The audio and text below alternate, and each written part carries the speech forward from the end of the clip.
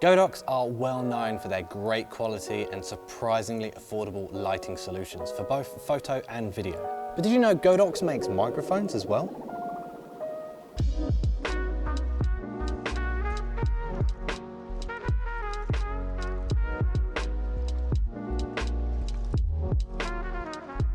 Hi, I'm Rob, welcome back to Photobyte. Today we have the Godox WMicS1 Pro Wireless Microphone System here. At first glance you'll see these are more traditional style lavalier packs. The larger rectangular design seems to be quite rare nowadays in this price range, as everyone seems to be going for that super tiny form factor like the Rode Wireless Go's or the Hollyland Lark system like I have here.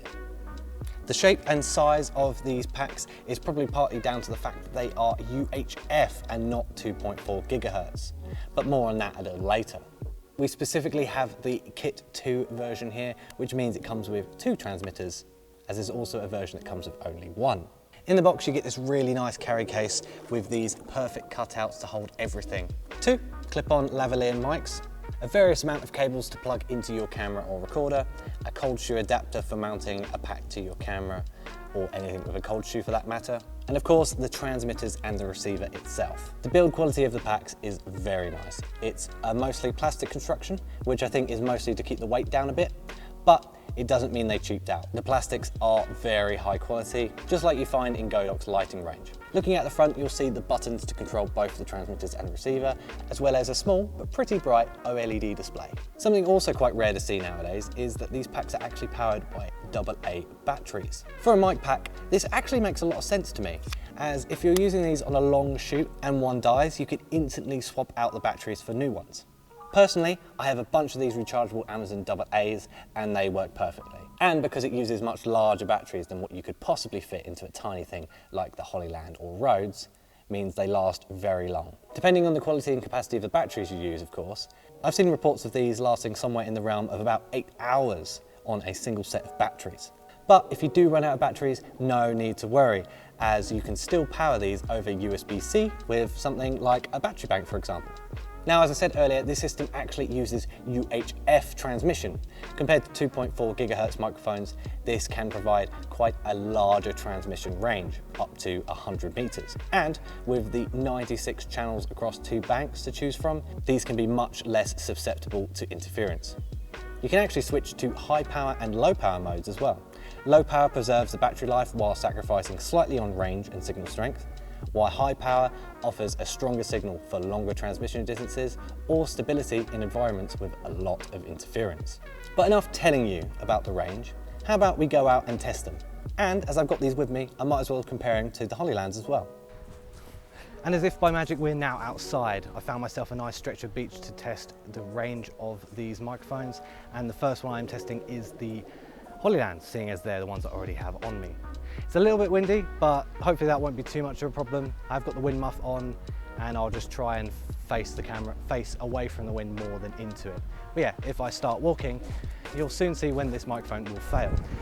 This is the Hollyland. I'm now walking away from the camera into the wind. As I said, as I keep saying throughout this video, sound is so subjective. So depending on your ears, you can make a decision up for yourself which of these microphone kits sound better. So far, I am still walking away from the microphone, talking loudly. Now I am facing away from the microphone into the wind a little bit. The wind muff should be doing a little bit to help that, but with this wind, it probably wouldn't be helping too much. Has the microphone cut out yet? I would not know. I'm not monitoring it, and there's no one behind the camera. Until I think we reach the limit of the Hollyland system. I'm going to keep going and see how far it takes to make these microphones with direct line of sight cut out from connection. The Hollyland system is a 2.4 gigahertz system and should perform quite a lot worse compared to the Godox's. I'm not sure if we're still connected or not. I'm still talking.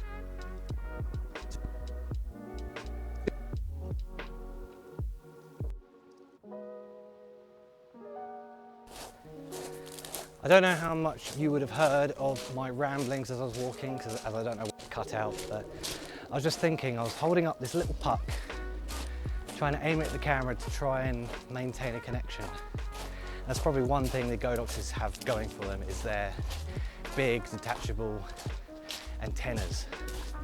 Probably will really help with the range.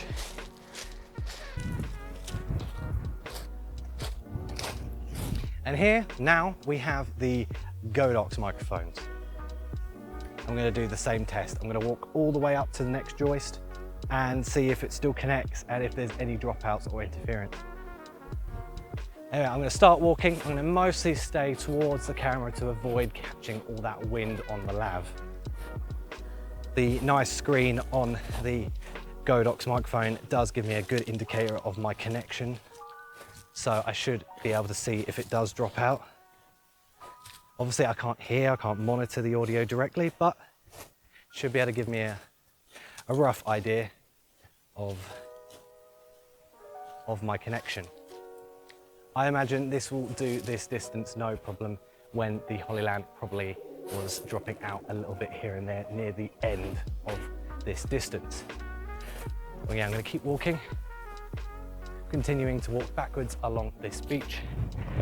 And as I always do near the end of these segments is run out of things to say.